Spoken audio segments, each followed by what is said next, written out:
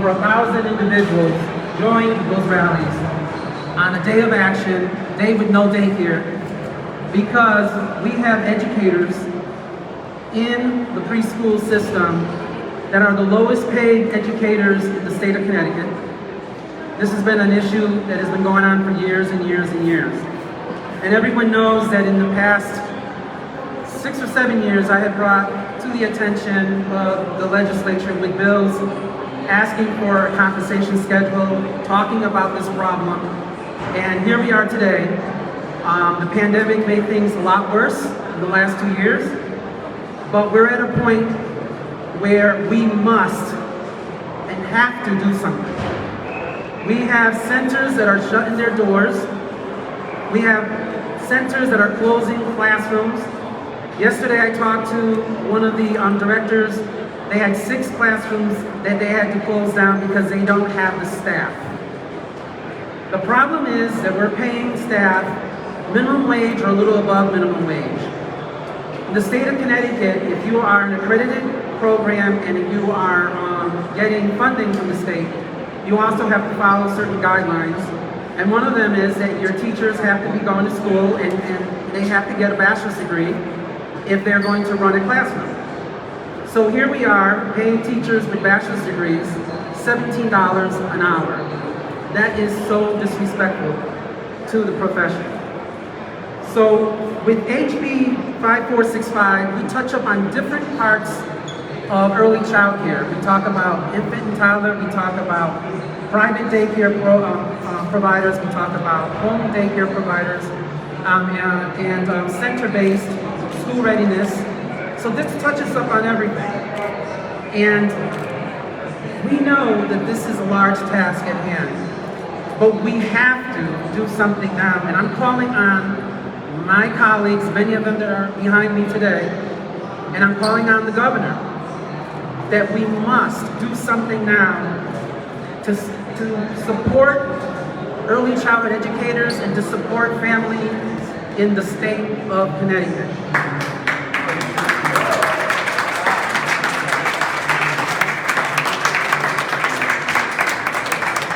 This will also provide additional dollars for Care for Kids. We know that there are many families out there that are struggling and cannot afford childcare. And guess what, folks? When families cannot afford childcare, they stay home. And then we have an issue with the unemployment. Then we have families that have to go and get services from the Department of Social Services in order to provide for their families. So if we would rather put more dollars in SNAP benefits, in Husky, and providing for people that can't work, I think that we should go the other way. We should be providing these programs with the dollars they need so that the families can get to work and so that the educators can have a job that's decent and that the industry respects them. Because right now, we just don't have that. And I can say this because I was an early childhood educator myself for 20 years, and I know what the struggle is. And you'll get people that'll say to you, well, they just take care of the little ones. No, they go beyond that. Many of them have to do lesson plans. There are benchmarks that they have to follow. There are curriculums that they have to follow. These kids learn at an early age. And this helps with the achievement gap. When you have children from infant, toddler, and preschool getting the social skills, getting the math skills, getting the fine and large motor skills, they go prepared into the public school system. And this helps.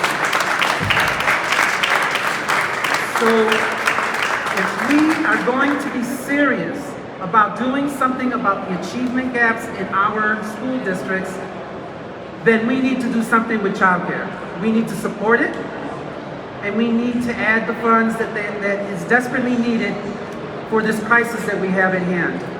So I'm going to leave it there, and I'm going to move to someone that I've been working with for many, many years, and he also is a resident of the city of New Britain. Mayor O'Gay, can you please come up to the podium?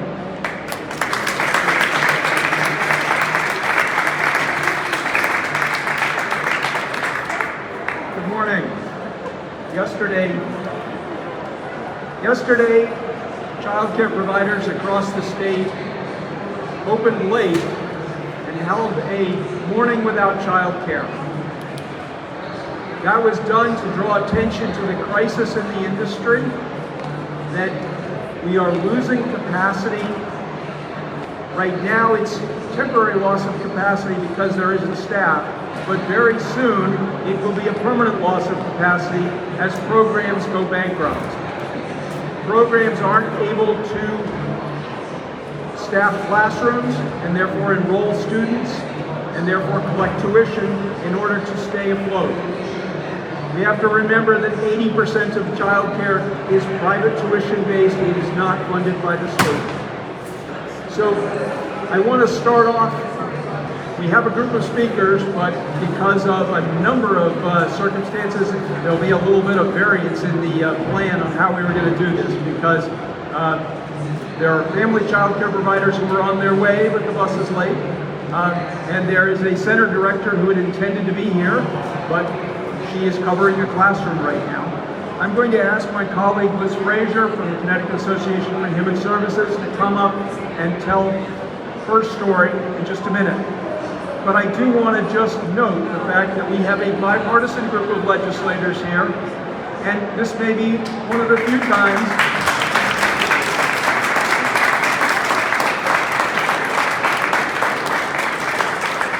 it may be one of the very few times where you will see a union leader sharing the same podium with CBIA.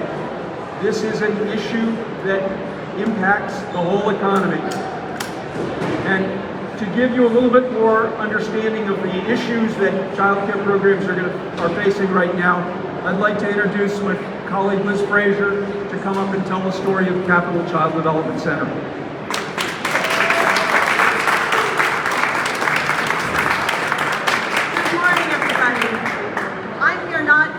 Myself, but representing Lisa Palamonda, who works as the director right across the street at Capital Child Care Center, Child Development Center.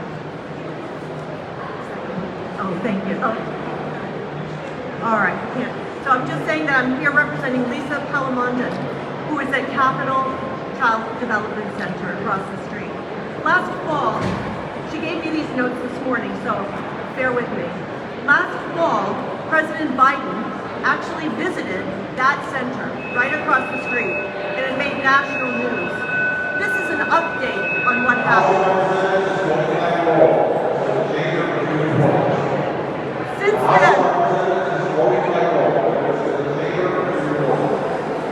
then, ARPA money has come and it provided some small relief for a very short time. However, right now, she's asking for help. She can't be here today or even walk across the street because she is responsible for all the children in that center, and there aren't enough teachers for letting teachers go to the bathroom, for emergencies, and she needs to be on site. These are her messages. It is about survival. Pre-pandemic, they were fully staffed, they were fully enrolled, and when the pandemic hit, several things happened. Teachers left, and the children left because they were now home with their parents. And parents were working from home. They just haven't been able to come back. Teachers left for good. They went to other jobs that paid more. Right now what's happening is that she doesn't have enough staff to open 4 classrooms right across the street. Some of those classrooms could be for infants and toddlers, which we are short of in Connecticut by about 50,000 slots. She can take 74 children and right now has 18. They're blowing through their savings, their reserves, and she is not able to make payroll every week. So, the reserves are disappearing fast. That part of this issue is wages and attracting teachers and staff. The wages are just too low. Some of her teachers are only making $13 an hour, and others are only making about $16 to $17 an hour. Those are the ones with degrees and educational backgrounds. The last thing she wanted me to say, and to say it very clearly, is early care and education is not babysitting. It is a science, just like in all these years of brain development science. We know that teaching and being with early infants and toddlers is a skill, it is knowledge, and it is being able to apply that knowledge to those children. Just like teaching any other subject. We need to be paying our teachers more, and we need relief, and she said to say, thank you very much for listening.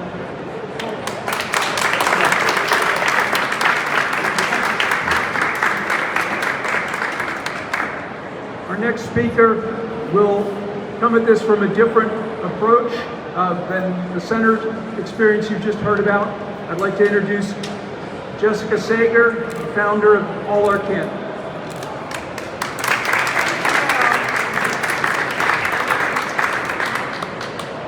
On behalf of All Our Kin, I am honored to stand with child care educators, children, parents, and business leaders in calling on our state leaders to act now and invest in child care.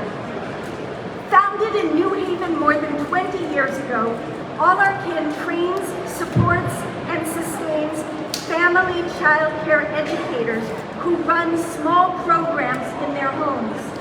They offer nurturing, stable, neighborhood-based care. They offer flexible hours for frontline workers and those working second and third shifts. They are a primary source of care for infants and toddlers. They also prepare the next generation of leaders. All Our Kin children significantly outperform their peers on language and literacy, problem solving, and social emotional development. During the pandemic, home-based child care educators went above and beyond to support the well-being of children and families. Some stayed open at the height of the first wave to support frontline workers or rearranged their schedules to accommodate parents' needs. Others closed temporarily, but still read stories to children over Zoom. They help children navigate this new and scary landscape by, for example, sewing tiny masks for baby dolls to help children feel comfortable and safe. But these educators, a group largely composed of Black and brown women, are struggling to keep their programs open. Their earnings pre-pandemic were already desperately low. More recently, educators have faced loss of income and increased costs due to COVID-19. Now, educators are leaving in droves because they can't afford to stay, but they do not want to go. That's why yesterday, educators and parents gathered in cities and towns across the state to send one clear and simple message. Connecticut wants childcare. Connecticut needs childcare.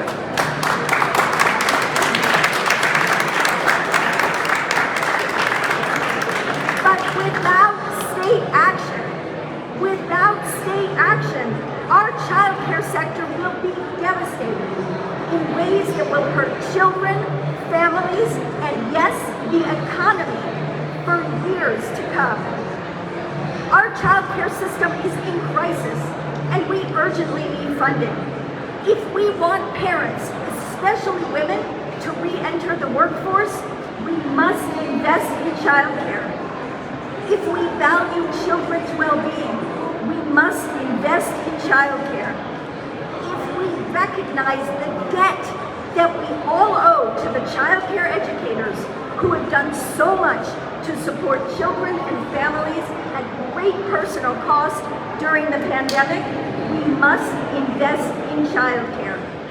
And if we care about Connecticut's economy, if we want our state to thrive, we must invest in childcare. Thank you.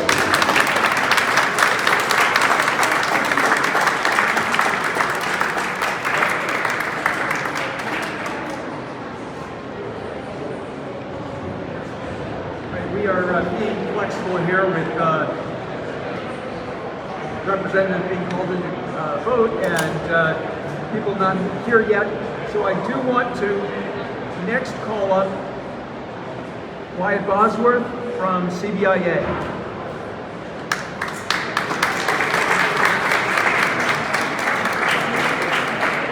Good morning, and thank you, Merrill and Representative Sanchez, for hosting this important event.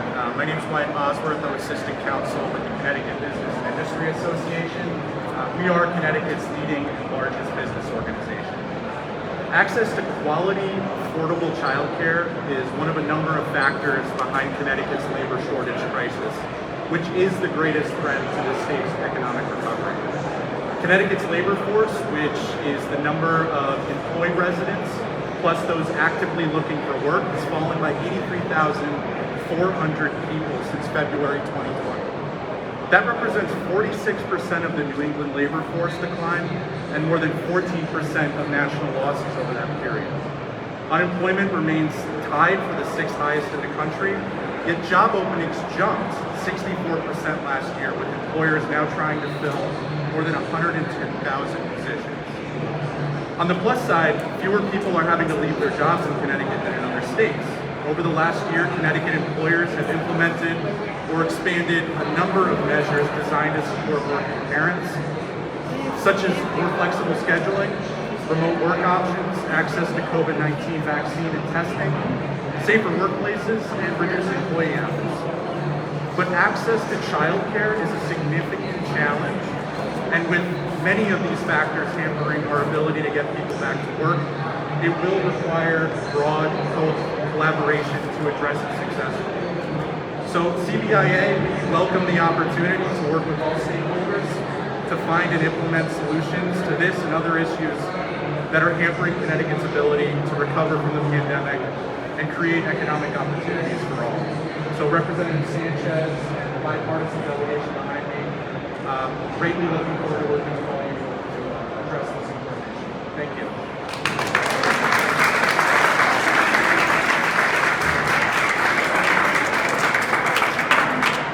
Earlier I mentioned that we had a bipartisan group of legislators here. We just heard from CBIA. Now we're going to hear from Stephanie Martinez from the Service Employees Union that represent family child care providers.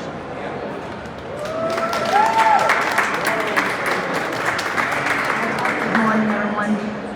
So you have heard all the facts, all the data. Today I'm here to speak from heart. Again, my name is Stephanie Martinez Frias.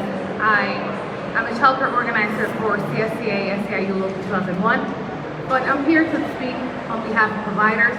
I'm here to speak as a former childcare provider and as a former owner of a home-based daycare in Waterbury and for the last 5 years. So one of the first things that we learned is that when you enter this workforce is that a child's brain, 80% of that child's brain developed within the first 3 years. 80%. Let that number sink in. 80% of a child's brain developed in the first 3 years. That means that all the traumas, right, that as adults we suffered usually come from our childhood, and I think we are very aware of that. So investing in childcare, it's not only changing our home, it's not only changing the future of our community, it's changing the future of our nation. So today I'm here to advocate for all of those childcare providers, for all of those people that are trying to make a difference in our community. I always say that childcare providers, that's an all-in-one job. They are not only educating the children, but they also are business owners, they also are administrators, they also have to be a nurse, they also have to be a counselor for parents. So pretty much they do it all. So if we do not invest in this workforce, unfortunately, I feel like our nation might be shaken, and unfortunately that workforce will collapse. So today I am advocating for each and one of those educators. Thank you.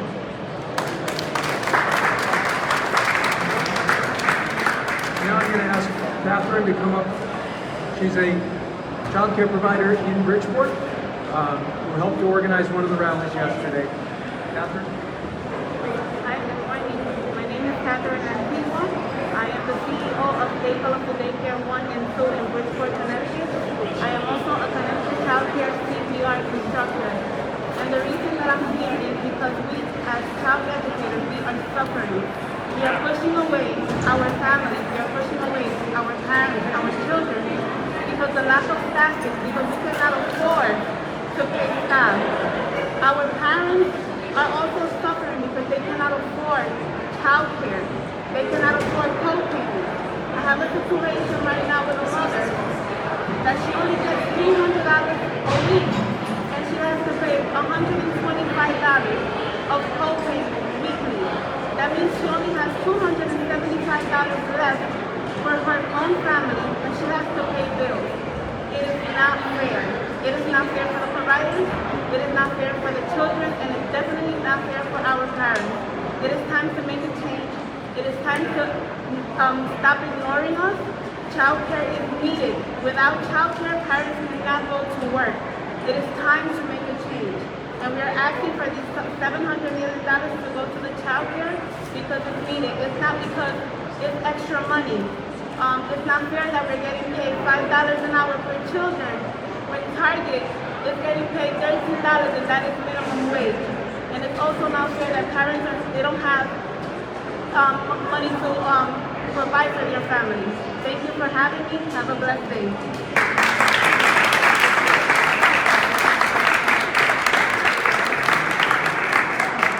And because the House is voting again, I'm going to ask Senator Anwar.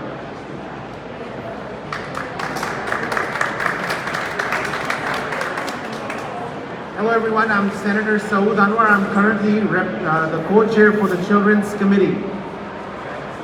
A society is judged by how we take care of the most vulnerable in our society, and the children and our seniors are the most vulnerable. And within the children, the youngest of the youngest are the most special, who need the most attention. Parents look for the people that they can trust, who are the extension of the parents, to give them love, nurture their children. So the most important decision a parent ever makes is who's going to take care of their loved one, their beautiful child. And when you have the right person, it is like magic. And what we have done in our state to treat these magical individuals who are nurturing our children is nothing short of sad, is unacceptable, and we have a responsibility. The path to economic recovery is to try and fix the challenges of child care in our communities. The child educators are the first part of that solution if you want the workforce to be back in action. And if the workforce is not going to be able to have anybody take care of their children, that is the first domino that is going to fall, and the economy will not recover. This is the reality.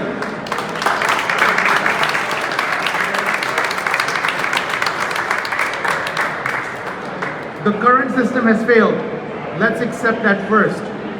Because the current system has failed, we will have to have a strategy to address this. The first part of the strategy needs to be to try and save all the jobs and the centers that we can. And the second part of the strategy is what is going to be the long-term way of fixing this. So let's talk about the solutions. We know what the problem is. The fact that we are all here and listening, we know what the problem is. But the solutions would require infusion of money. And that brings me to Senate Bill 2. Senate Bill 2 is one of the top priorities of the Senate. The Democrats, but also our Republican colleagues are working with us. The House members have been working with us. This is not a partisan issue. This is not a Senate versus House issue.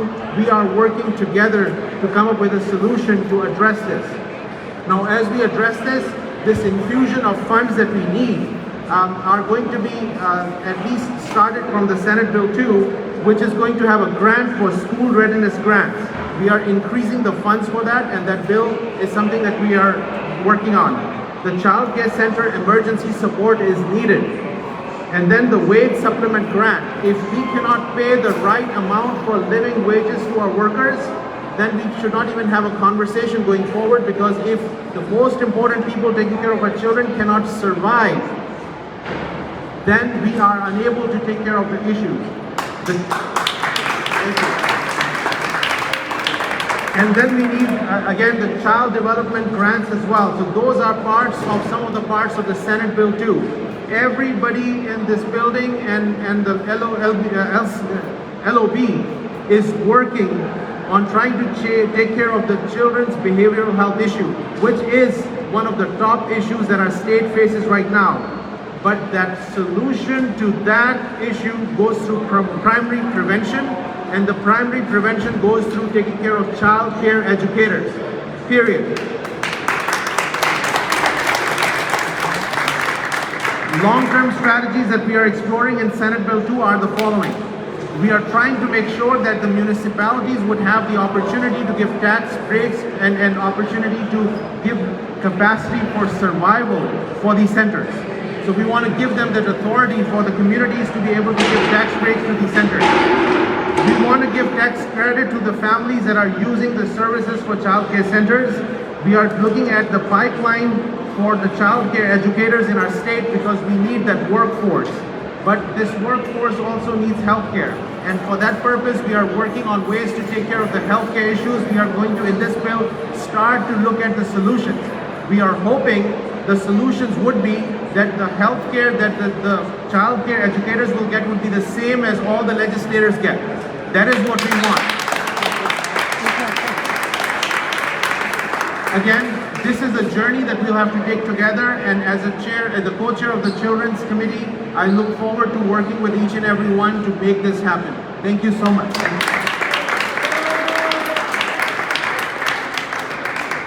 Thank you, Senator. As you can see, there are a number of bills out there that are going to address the issue. I would like to call up next the best ranking member that anyone could have on their committee, Representative McCarty.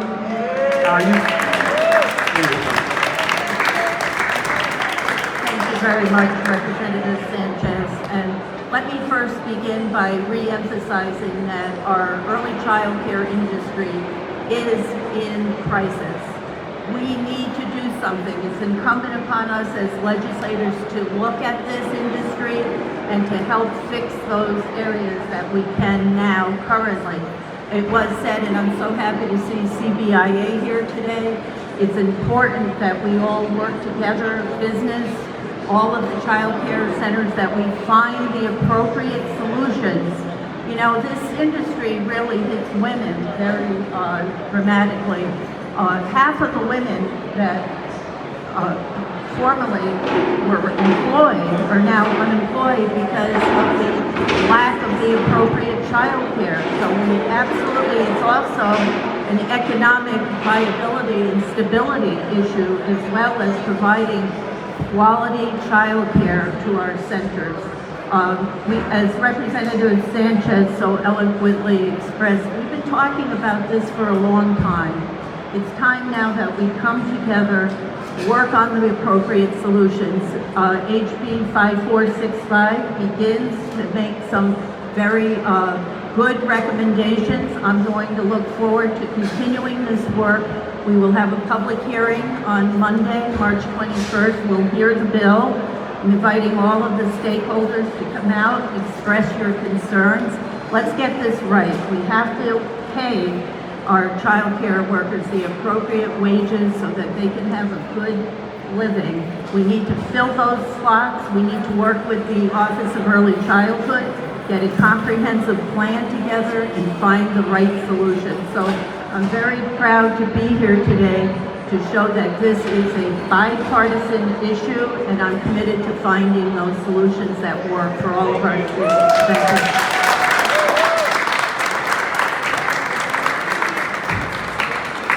Thank you, Representative. Next, I would like to call up the President of the Black and Puerto Rican Caucus, Representative Reyes. Thank you, Representative. Still good morning. Good morning, everybody. Yesterday, the state of Connecticut spoke loudly with the Day of Action, the rally for daycare providers and their families. It is not lost on any of us here how critically important this is to the infrastructure of the state of Connecticut, all our towns and municipalities, and to those families who pay great taxes to live in this nutmeg state. Without the child care, affordability is number one, but they're closing up, so forget about the affordability. If they're closing up, it doesn't matter what they were going to charge.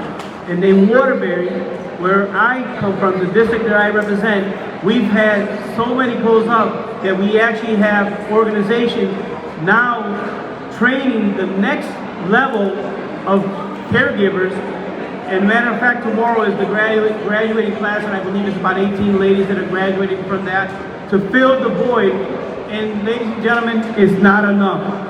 The next class that we have already has 60 people, 60 folks that are already dedicated, that they're going to put their time and effort to be able to do this, to be able to now come back and serve our children and our communities. They are doing it because the need is there. They're not doing it because they have nothing else to do. Extremely important. You cannot have an economic development plan. You cannot have a labor shortage. You cannot have all these parameters that are adding up if you don't have the basic care of daycare, affordable daycare, plenty of daycare, and you have to take care of the labor to take care of these educators and these teachers that have been highly underpaid for decades. I want to acknowledge Representative Sanchez because I've been here 7 years, and for 7 years I have to say that he's been very steady, like the water on the rock, talking about early child care, and he's been saying that this day was going to come. My colleagues on both sides of the aisle, my friends, I implore, this is very serious. We have to act now, collectively, to save Connecticut's economic system. Thank you very much.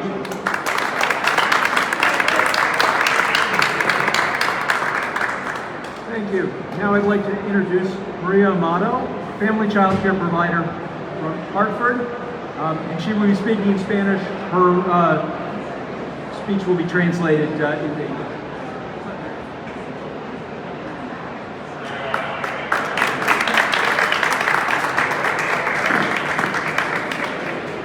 Muy buenos días con todos. Mi nombre es María Amado. Yo soy proveedora de cuidado infantil en el hogar aquí en Hartford, Connecticut. Las familias a quien yo sirvo, mis familias son de habla hispana y por eso voy a hablar en español. Las familias aquí en el estado de Connecticut necesitan prosperar. ¿Por qué necesitan prosperar? Porque merecen todas las familias equitativamente acceder al programa de Care for Kids sin importar el estatus económico que puedan tener, porque se trata de los niños, el futuro del estado de Connecticut y el futuro de este país, de nuestra nación, en la cual me siento orgullosa porque me acogió con todo el amor y con todo lo que yo puedo dar a mi familia de comunidad. Hello, my name is Maria Amato. I'm a provider here in Hartford. I'm here with so much pride on behalf of providers speaking about how they need to prosper, how they need opportunities to stay open, because we have to make sure that our kids who deserve our attention have providers for them. Nosotros, las educadoras, necesitamos estar operativos. Muchas de nosotras a veces no tenemos que cobrar un fee a las familias porque las familias no tienen el dinero suficiente para pagar, pero ellas necesitan trabajar, también necesitan prosperar. A veces nosotros hemos tenido que dar becas a las familias porque esos niños necesitan realmente un cuidado. Esas familias quieren crecer económicamente y si nosotros no apoyamos al cuidado infantil, entonces estamos bloqueando el crecimiento de estos niños. Many times as providers, to allow our families to stay in our care so they can prosper the same way that we want to prosper, we have to give them grants and assistance in payment to keep those doors open. That means a reduction in fees and a reduction in the money that we're taking in. But that's the only way that we can help each other in order for us to survive together. Todos los bebés y niños pequeños que están en el cuidado infantil en el hogar merecen tener un acceso equitativo a un cuidado de calidad. Para que este cuidado de calidad se dé, nosotros necesitamos estar preparadas en la parte educativa, tener profesionales que nos estén monitoreando, tener educadores, coach, que nos estén constantemente ayudando en nuestro proceso de aprendizaje. Para eso se necesita la inversión. Para nosotros necesitamos que el sistema del cuidado infantil no colapse, porque nosotros desde antes de la pandemia venimos afrontando esta situación. Actualmente, en plena pandemia, nosotros hemos sobrevivido porque hubo ciertas ayudas y ya esas ayudas no las tenemos, pero que queremos seguir operativos, queremos seguir trabajando. La mano de obra o el servicio que nosotros damos no está remunerado al nivel que está de otros educadores, porque nosotros también somos profesionales. Desde el momento que estamos capacitándonos, asistiendo a la universidad, asistiendo a clases online, después de haber terminado más de 10 horas de trabajo. Por favor, evitemos que colapse el cuidado infantil en el estado de Connecticut. Muchísimas gracias.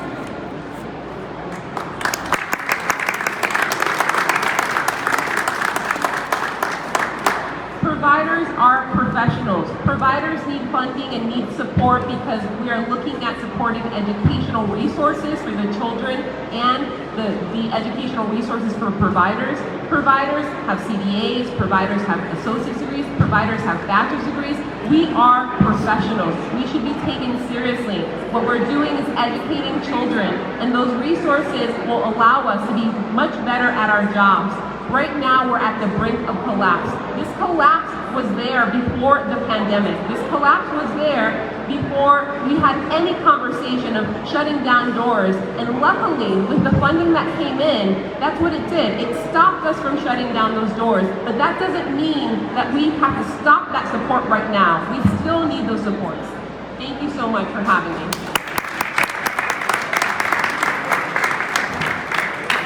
Thank you. So we come to the end of our press conference. If we have any questions,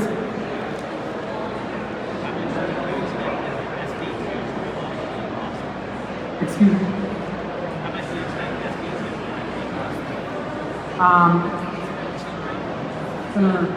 Senator Nancy. For those of you who did not hear the question is how much money is there for in SB2? Right now, the SB2 in its current form is not the final form. We are going to have meetings with Appropriations Committee, but also with the Governor's Office. We understand this is also one of the top priorities for the Governor as well. So we may have approximately easily over $100 million, but we feel that there should be more that may be needed. And that's going to be work in progress, and we are going to have more conversations with Appropriations Committee and the Governor's Office as well. So this is still work in progress to improve this. Thank you for that question.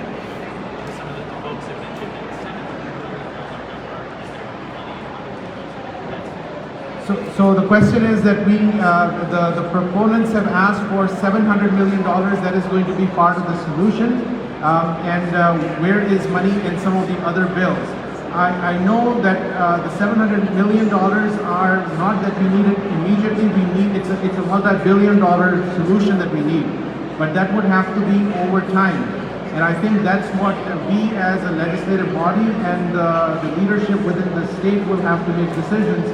How do we set priorities to get to that dollar amount? As of right now, we may not be close to the $700 million that is arguably what is needed, as stated by a lot of proponents. Thank you. What are the differences between Senate Bill 2 and 5464? I think there are many, not many differences. I think that we're almost at the same level of what we want for the early childhood profession. And like the senator said, all this gets negotiated. Once the bills get heard on Monday, we hope to pass them out of committee, and then after the committee, we hope to get all the stakeholders, we hope to get the governor and legislators together and to talk about how we can save the profession of early educators and save the child care industry. So I guess that was it. Thank you so much, everyone, for being here this morning. Thank you.